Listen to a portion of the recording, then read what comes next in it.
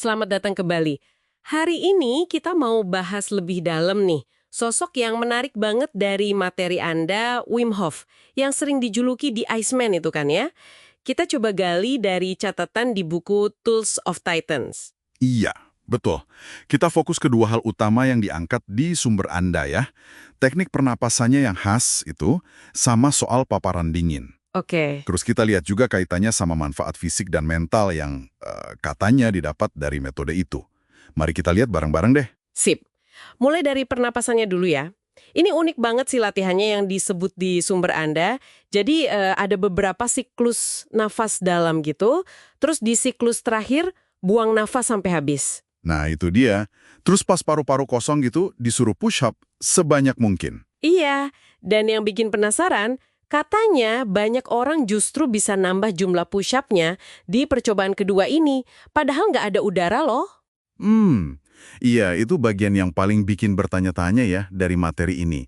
Kalau di sumbernya sih, kayaknya spekulasinya itu mungkin ada hubungannya sama pelepasan adrenalin singkat atau cara otot pakai energi sesaat gitu. Jadi kayak efisiensi mendadak gitu ya, walau tanpa oksigen? Mungkin semacam itu. Sumber Anda juga nyebut konteks lain yang menarik nih. Soal Peter Diamandis, walaupun dibahas di bagian lain ya, tapi katanya dia ngelakuin latihan napas mirip Wim Hof tiap pagi. Oh ya, Iya, sambil mandi air dingin katanya. Jadi kayaknya sumber ini mau nunjukin ada pola gitu ya. Orang-orang tertentu pakai napas dan dingin buat performa atau kesehatan. wah menarik sih kombinasi napas sama tantangan fisik gitu. Nah, selain napas, yang kedua tadi kan soal paparan dingin, itu juga pilar penting metodenya ya? Betul. Dibilang di sini kalau Wim Hof, terus ada juga Laird Hamilton, peselancar itu, sama Tony Robbins. Oh mereka juga.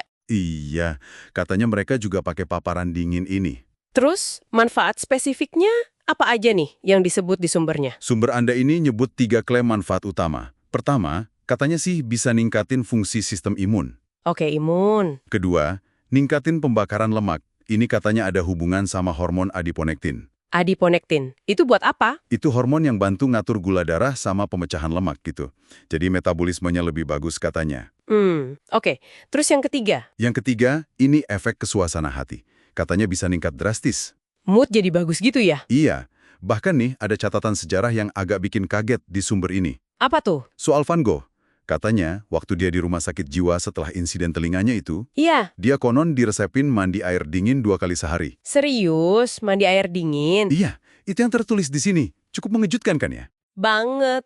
Ini kayak nguatin ide yang juga ada di sumber Anda ya, soal dingin itu semacam kekuatan pemurni. Betul, purifying force istilahnya gitu. Jadi nggak cuma soal tahan banting fisik aja, tetapi juga nyentuh mental sama emosi ya. Tepat sekali. Sumber ini kayaknya ngelihat ini sebagai jembatan antara tantangan fisik sama respons psikologis kita. Gimana rasa nggak nyaman fisik yang disengaja itu bisa memicu semacam riset mental atau emosional gitu. Oke, masuk akal. Nah, selain metodenya, ada satu lagi yang menarik dari materi Anda. Apalagi tuh? Daftar buku yang direkomendasiin sama Wim Hof.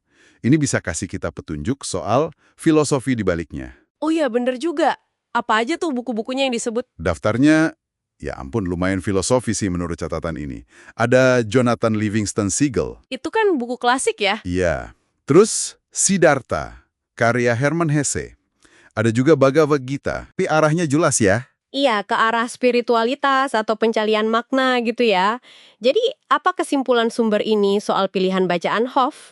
Kayaknya sih sumber ini mau bilang kalau metode Wim Hof itu bukan cuma soal fisik ekstrim, tahan dingin atau tahan napas, tapi lebih ke arah pakai tantangan fisik itu sebagai alat buat ngerti batas diri, potensi manusia. Jadi semacam jalan buat penemuan diri gitu. Bisa jadi mencapai keadaan kesadaran yang beda mungkin.